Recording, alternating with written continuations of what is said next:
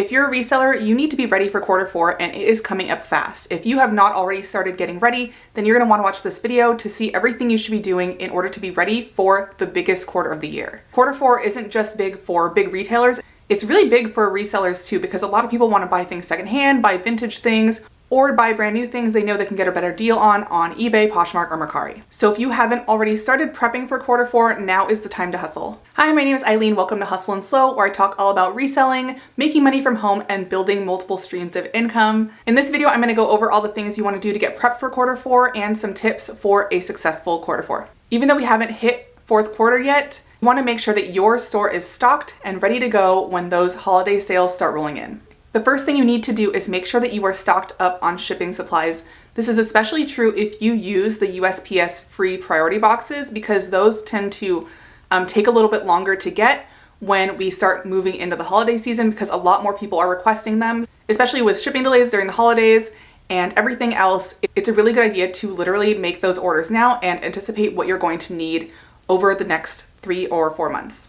I usually stock up on the padded flat rate envelopes, the large flat rate, the medium flat rate, and the shoe boxes. Those are the ones that I generally use the most. Next, you're going to want to make sure that your inventory is organized, seamlessly organized. You want to make sure that you have it physically organized, so you have everything exactly where it's supposed to be, and that you also have some sort of a spreadsheet or something that keeps track of all of your inventory, because when it starts to get busy, it gets a little bit more confusing and it's easier to mix things up or lose items. So making sure that you have everything organized is a really good idea. I personally use Vendoo and my Reseller Dashboard, which I will link down below, to make sure I have all my inventory accounted for and organized. Now is actually a great time to introduce today's sponsor, Vendoo. They're a cross-posting platform that I've talked about so many times.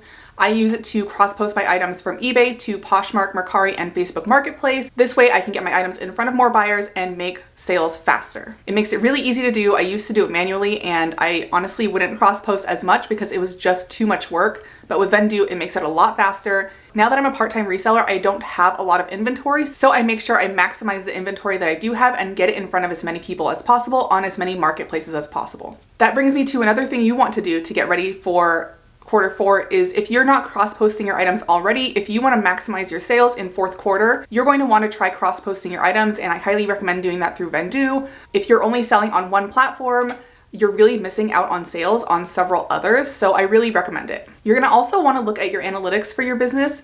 You want to see what types of things are selling, what brands are selling, where you're selling the most if you do cross-post. This is also a really great feature in Vendoo. I can easily see where I'm selling the most, what category I'm selling the most in, the brands that I'm selling. This is all really helpful information to make sourcing decisions in the future, so I make sure I'm buying the things that are selling the best. Another really important thing to do is to do an audit on your entire store. Go through all of your listings, check your prices to make sure they're competitive, check your pictures, check your titles, just make sure everything looks good and is optimized so that when people are looking for your item, they're going to find them. It's good to do this a couple of times a year anyway, and before fourth quarter is a great time to do this.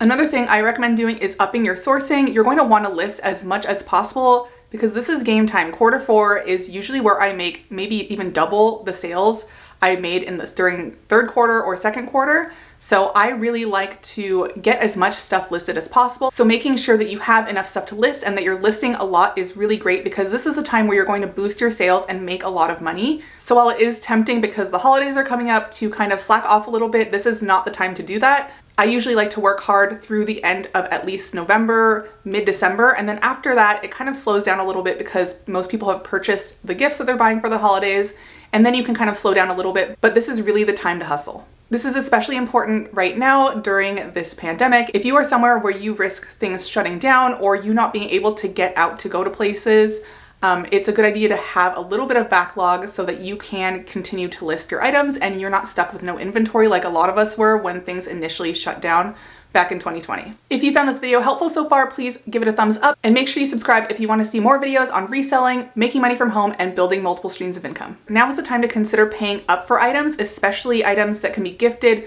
like items that are brand new or highly sought after items. Usually I don't like to pay more than like $1 or $2 for items, just because I prefer to have a really low cost of goods. But during quarter 4, things are a little bit different, and I will pay up maybe to $10 or even $20 for something that I know will sell well during quarter 4. Because new items and things that can be gifted kind of fly off the shelves, this is a good time to make some investments in things that you know will sell well. This is also a good time to consider going into categories that you don't really know that well and you don't normally sell in, but you know will be good for gifting. I usually sell clothes, but I'm gonna look a lot more at holiday items, home decor items, brand new items that I know people will buy as gifts for others, even if they're not in the clothing category. But one of my tips is to be cautious with deals. A lot of people like to go crazy on Black Friday deals and holiday deals because they can get something for really cheap and then they think they can flip it online, but consider how many people have access to that deal and if it's really going to be something that you can flip, and consider how much you actually can sell it for. It might be exciting to get something for half off from Walmart, but if you can't sell it for enough money to make a good profit on it, then it's not really a good deal anyway. Just because Walmart can sell it for the retail price doesn't mean you can on eBay. So you might be getting it for 50% off, but you might only be able to sell it on eBay or Poshmark or Mercari for 60 or 75% of what the retail price is. So really look at the numbers when you're paying up for things or buying deals that a lot of other people are going to have access to, because that will flood the market and tank the price. So just be cautious about what you're buying. There are also some changes that I like to make to my strategy when it is Q4, just because things are a little bit busier, a little bit more competitive because a lot of people are competing for business. Here's some things you might consider. You don't necessarily have to do these, obviously, but these are things that I like to do. The first thing I like to try and do is do free shipping on lightweight items. Anytime you do free shipping, build that shipping into the price, but it just looks better to the buyer, and people can usually sort by items that are free shipping. So if you're at $20 plus $5 shipping and someone else is at $25 with free shipping, it's the same price either way, but they're going to show up when someone filters by free shipping. So it's always a good idea to consider if that's going to be a good strategy for you. Some people really hate free shipping. I don't generally like it, but it does seem to boost sales. And as long as you build that shipping price into the price of the item, and you're not just doing $20 with free shipping, then you're making the same amount of money and it's not that big of a deal. The only thing that you do need to consider with free shipping is with eBay. If you do $25 with free shipping and they file for a return, they will pay return shipping, but you have to return the whole $25. If you do $20 with $5 shipping, when it comes to the return, they'll pay for the return if that's how you have it set, but you only have to pay them back the $20. So you end up having to reimburse the customer for the free shipping because it was built into the price. But I generally find the bump in sales to be more than the loss in refunding people who have purchased something with free shipping. Another thing to consider, if you can do it, is to lower your handling time to 1 to 2 days. We're competing with stores like Amazon that are doing 2-day shipping, and it's really hard for buyers to wait 4, 5, 6, 7 days for their item when they're used to getting something in 2 or 3 days. So if you can, try lowering your handling time to 1 to 2 days. Definitely don't do this if it's something that you're going to slip up on or that it's going to be too hard. You will get dinged on eBay if you ship things late, so don't do this if there's a chance you're going to be late. But if you can comfortably do this, this can really help boost your sales. So those are all my tips to help you prep for Q4. If you are not already prepping, it is time to get to work and start doing it. I have not been working very hard the last couple of months. This is part-time for me now, but I'm going to be setting aside more time to source and list so that I'm ready for Q4. Make sure you do the same so that you can maximize the number of sales that you can make and go into next year with an even more profitable business. Don't forget to check out Vendoo if you want to cross-post your items to get them in front of more people and increase your sales. Plus you get access to that analytics feature, which is really helpful in looking at what's working for you and having that knowledge going into sourcing. Thank you so much for watching. Make sure you give this video a thumbs up if you liked it, and I'll see you next time. Bye.